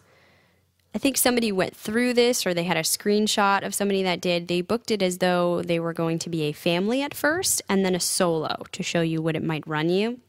So they chose a gold type package, which is $200,000 a day. A day. Then to get the Mesa Gold suite accommodations, it's $280,000 or $20,000 a day. What's the suite? I don't understand. In Westworld?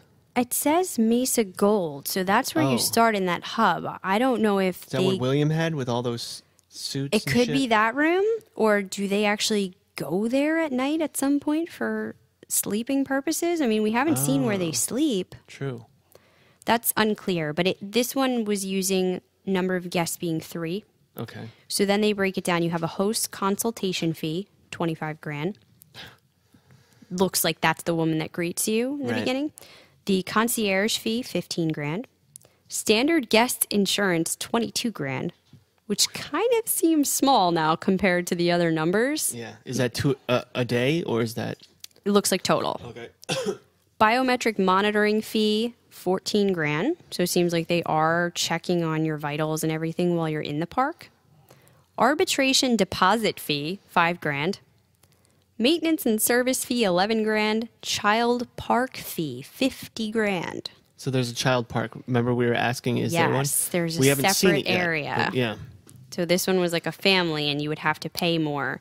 They tell you that a 50% deposit is required upon check-in. And leading up to your stay, your concierge host will review this with you.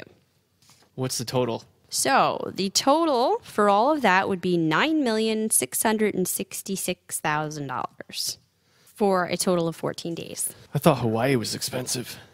And you could stay 28 days, we've learned. Mm-hmm. I would think maybe 14 is kind of average. Yeah.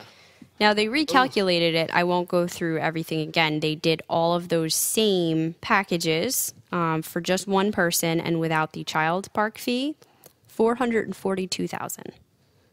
For the same amount of days. Okay. Yes, but with the standard package, not the gold type. My God, still expensive. If you guys want to see the itinerary, both of them, and the breakdowns of it, we're going to put it on our Facebook and on our Twitter, at CKC Podcast. All right, Jason, you want to get into our Reverie rating? Reverie ratings. I'm going higher, which I know not everyone's doing that, but I enjoyed it more. 9.7, so I'm going up from a 9.5 to a 9.7. The main reason is because we have more to talk about and more to,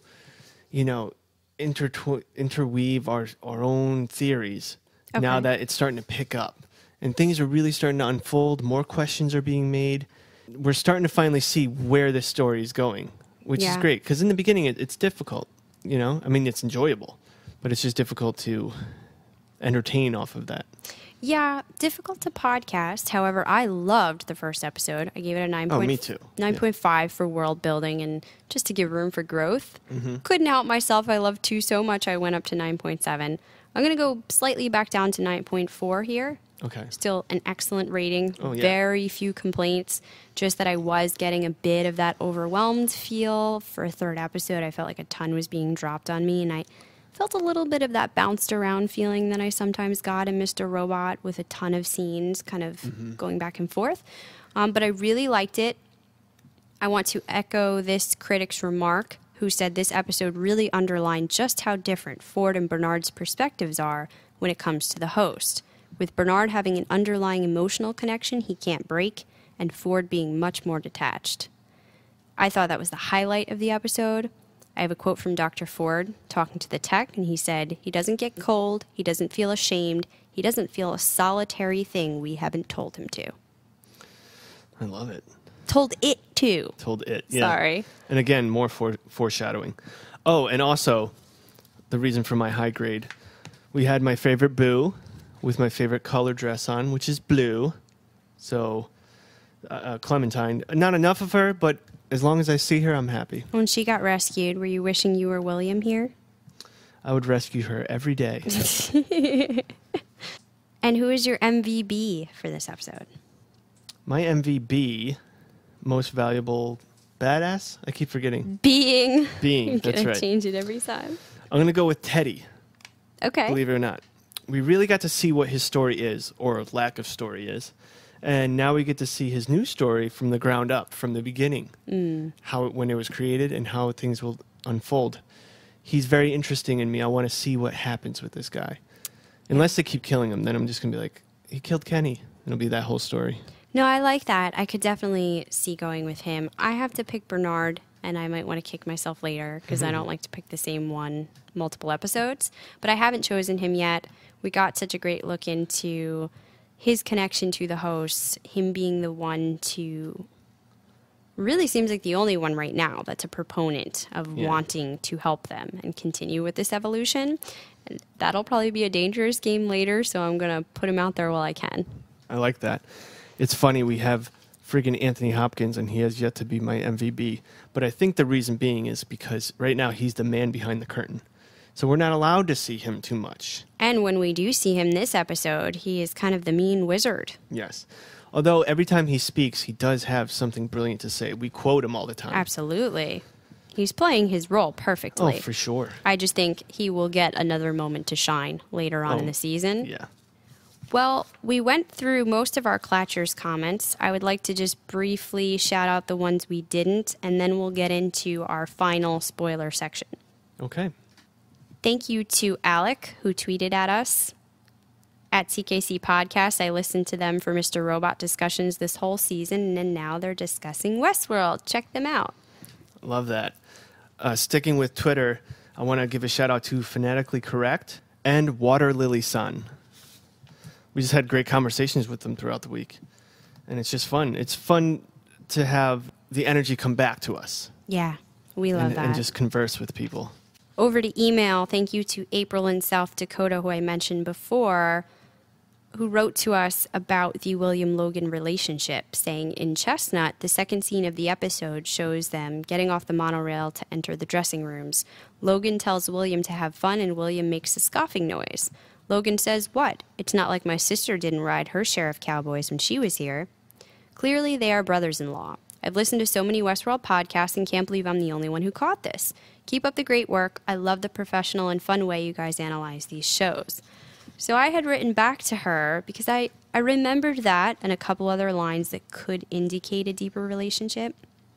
But I also pointed out the feeling that we were told they were coworkers, and it seemed like William was getting dragged along. And there's a scene later where William says, I thought we weren't going to talk about work. Mm-hmm. And Logan responds, what makes you think this isn't work? So my response to her was maybe they're both. Right. And somehow that's connected. Wait, maybe this is his bachelor party. Could be, although why would that be for work? No, well, I'm not going off of what you just said, but I was thinking about what you said earlier when I said they were husband and wife. Yeah. but you said no. He was saying you're gonna have to be prepared for this. So this could be, I mean, we know this guy's very close guarded. He doesn't seem like a fun guy. He probably doesn't have that many friends. So it's the soon-to-be brother-in-law taking him out on a hurrah Which bachelor everybody's resistant to that, right? party. Yeah. So I think that makes more sense. Well, and I like her follow-up comment because I had thought this myself, that Logan could be a son of the higher-up in Westworld Park. He's been there many times, according to his boast, so clearly he's got money, right? And she says initiating William, his newer soon-to-be brother-in-law, would make a lot of sense. So Yeah. I really like this combo theory. Oh, definitely. Perfect write-in. I'm still piecing this together in my head when he was with Clementine and he's like, I love someone else. Yeah. And, you know, like, this is supposed to be his bachelor party, but he's like, I'm not willing to do that. He's like Meatloaf. I'll do anything for love, but I won't do that. Yeah, April was definitely right. Congratulations. You nailed it with the brother-in-law thing. I'm also very curious to know what this business of theirs is that they need to be going to Westworld. So I think that's going to be a deeper level of why they're here in the park that could get very interesting. And I like the idea that he might be connected to a higher up. We also got an email from Judy talking about the episode where we remarked on the actress who plays Teresa Cullen and the accent seeming a little bit muddled. She says actually the actress is Danish and is best known for starring in the great Danish series Borgen, where she plays the Prime Minister of Denmark. Being European, her British accent is impeccable, and this might be the first time she has attempted an American accent. I'm sure she'll get better as this series continues. Now, remember we said the same thing on Mr. Robot when the character who plays Joanna, the actress that plays Joanna, first came on, and we were like, there's something weird about this, and then when she spoke, we couldn't figure out what it was, and we found out later it was Danish. So I think for them, maybe the American accent is a lot harder. Tough to nail. We actually had a Twitter follower a couple weeks ago bring that up to us. I'm sorry, I forgot the name. Sorry about that. Oh, they called it first. Yeah, they did, and they can't were give talking them to us, and she's actually from a different country too, so she's saying that the dialect is a lot harder. Like English, because I brought up house. Right. And she was saying that English to American is a lot easier than something like Danish to American. Yeah. Well, thank you both for that. And finally, we talked about our 2 new reviews. I'm going to just butcher this name that they used on there, Dartagba. His tag was another great podcast from the CKC. And Elirao said this should be the standard of podcasting. I love that. I won't read you the whole review, but that was amazing. Thank you. Philly Bauer gave us a review on Westworld channel. He's also given us a review on Mr. Robot in the past. Oh, yeah, I recognize that. So we definitely thank you for, again, helping us out. And we have another one, Reach Ben Horton and the Gold Rush Gang, for also sending us some love in their review on our Westworld channel. So thank you guys so much for giving us reviews. We need more. Like I said at the top of this episode, we have podcasts out there that we're competing with that have 128 reviews. So we need your help. And finally, we're going to get into our slightly spoilery section, if you can even consider it that. I certainly don't, because it's only based on the tiniest bit of additional research that I did this week. And we're really guessing.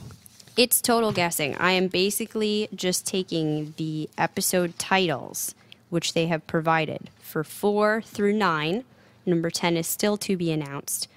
And I just did a quick Google search of what those could mean. Pulled out the likely definitions, and that led me to some theories about it. But if you're nervous about any of that kind of stuff, we will leave you here and see you next time for our podcast where we discuss episode 104, Dissonance Theory. For those of you still here, we're going to quickly run through. I know this podcast is going long, but these are some very exciting possibilities. This search just started out with me looking at the episode 104 title and saying, well, I know about cognitive dissonance from psychology, but that's really exciting that it's next episode's title. I want to look up an official definition so we can talk about it. This is a theory that states there's a tendency for individuals to seek consistency amongst their cognitions. Cognitions being beliefs, opinions, And when there is an inconsistency between attitudes or behaviors, called a dissonance, something must change to eliminate it. So we're always looking for consistencies as individuals. And if we feel that what we're thinking isn't matching up to the behaviors or what we're seeing, we have to do something to make that right. Now, that could get really scary for the host that we see coming up with the dissonance. What are they going to do in an attempt to wipe out the thing that's causing the trouble for them? And if that is the programmers or the employees at Delos, what could that mean? Number 5 title is contrapasso. This word comes from the Latin contra and patior. I never learned Latin, I'm sorry, but it means suffer the opposite. And it refers to the punishment of souls in Dante's Inferno. So you remember that story, of course. We all had to read it. Oh, boy. Where he goes through the different levels of hell and sees what happens there. Now he goes through this process, either resembling or contrasting with the sin itself. A similar process occurs in Purgatorio. Thus, whatever sin you committed here on earth, that's how you're being punished in hell. Right. If your sin was that you tortured somebody here, you will be tortured for all eternity there. Can you imagine? So suffer the opposite. Is this the creators, the employees, suffering what they have done to the host by having that turned on them? Ooh, that'd be trippy. And now they have to go through all those same things because we do see the host here seeking revenge on the people that killed him and only going after and killing them. So the pattern has already been established. But also at the same time, you can say that these hosts are already in that. Like Teddy is already suffering time and time again, being killed, being killed, being killed. Certainly, but not as a penitence for a sin he committed. Because that's part of this. Right, yeah. Well, at least we don't think he ever did anything like that. But we do know that guests get their DNA, like, they're allowed to hold on to their Does it come DNA. from their original... Ooh, that's a good one. Their original life. Some sin they committed. Maybe. Wow, that would be cool. That's deep, bro. Yeah, cool in a heavy way. Well, following this somewhat spiritual theme in a dark way, number 6 is titled The Adversary. And this is actually the original name for Satan in many different religions. They called him the adversary. The adversary of God. Right. So the Man in Black or Dr. Ford? Right. Does that make Dr. Ford God and the Man in Black? The adversary? Or Arnold? Or, some combination of the two. Or Dolores could be the adversary. I mean, the god. Never mind. Well, or it could be another planted adversary if Ford is trying to create a religion and storyline for his new narrative. Perhaps he will be implanting his own. I hope we see Peter again. Oh, I already miss him. I hope that's not the end of him. No, he was great. Episode 7 is titled Trompe l'oeil, or something like that. It translates to a visual illusion in art, especially used to trick the eye into perceiving a painted detail as a three-dimensional object. So something flat takes form. I think that could just be a metaphor for the host developing a more multi-dimensional existence or evolution. Number 8 is trace decay. This is an explanation of forgetting in short-term memory that assumes that memories leave a trace in the brain. A trace is some form of physical and or chemical change in the nervous system. So trace decay theory states forgetting occurs as a result of the automatic decay or fading of the memory trace. So as you start to forget, short-term memory is brief. You're supposed to have a trace implanted in your brain, something that stays there. Filed away. Right, like a subconscious. But trace decay theory says that this automatically starts to fade or decay over time. Of course, yeah. What was that growing up in the library? Those tiny drawers with all... Dewey Decimal System. Yeah. Yeah. So it's put into that godforsaken thing. Yeah, filing cabinet somewhere deep in the brain. And these people have that. And that goes back 30 plus years over multiple builds and all of these memories that are just traces waiting to be accessed. Yeah. You know, I hated it so much, I would ask the librarian, like, where is blah, blah, blah, Harry Potter? Mm-hmm. This was before Harry Potter. And they just point, and then I'd rather just walk up and down the aisles and look for it. Fuck that Dewey Decimal shit. Huh? That's a very interesting story, Jason. Thank you for sharing. Anyway, going back to this, though, I think that this is more directly going to refer to the fragments of programming that Arnold left in them that we hear referenced here by Ford. So those trace memories of what he was trying to build with the consciousness coming back out. And I kind of think that's how Bernard is really being able to evolve Dolores, and perhaps why the older hosts are evolving so much quicker and coming to this, because they still have Arnold's original programming in them. Oh, yeah. And that's why the Man in Black is after the older hosts specifically. You're right. Shebang. Okay, finally, number 9 is called The Well-Tempered Clavier. This is actually a collection of 2 series by Bach, Johann Sebastian Bach. They are preludes and fugues in all major and minor keys composed for solo keyboard. They're 2 different books, which result from 2 very different periods of Bach's life, and it's reflected in the character of how different they are. It belongs to a major musical achievement that came out of the Baroque age in Europe, and even until today, this is an intellectual challenge for musicians and listeners alike.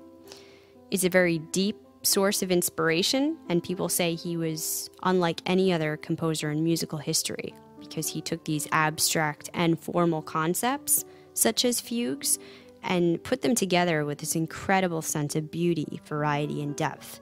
If you go online and listen to it, I would have never thought I would be drawn to this type of music, but it is absolutely beautiful and gorgeous. I think some of that might be in their title sequence opening.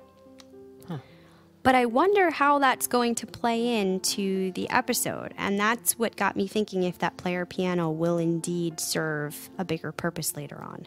Because I can't really find any other explanation. I think you might be right. And episode 10 is to be announced, which is very exciting. Game of Thrones has done that to us in the past. To be announced could mean that. Sorry. Yeah, they're going to keep that big one from us. Maybe they're on to what we're doing here. In the meantime, I had fun with looking at that. If you have any other thoughts on upcoming episodes or what any of those titles could mean, we would love to hear them. We still also have our ongoing question that at some point this season we will talk about. If you went to Westworld, what would you do? How would you play the game? I'd really like to get to that soon, so we'll leave that open just a little while longer for listener feedback. Email us at contact@coffeeklatchcrew, that's Klatch with a K.com. So contact@coffeeklatchcrew.com. We'd love to hear from you. Christina writes back to you, and we discuss it on the podcast.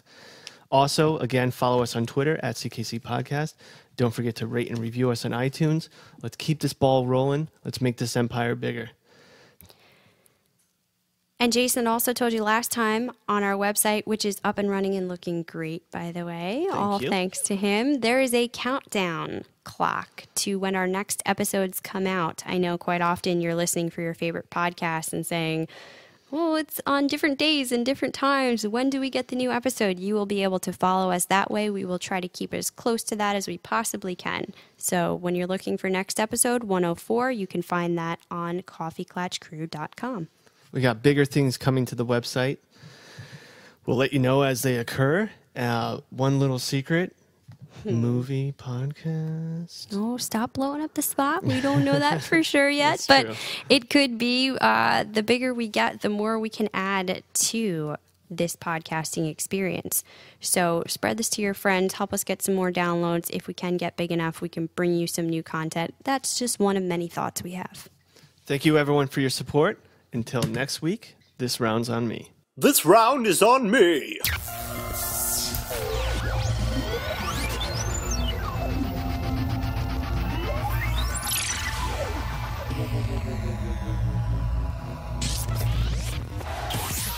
Please hang up and try again.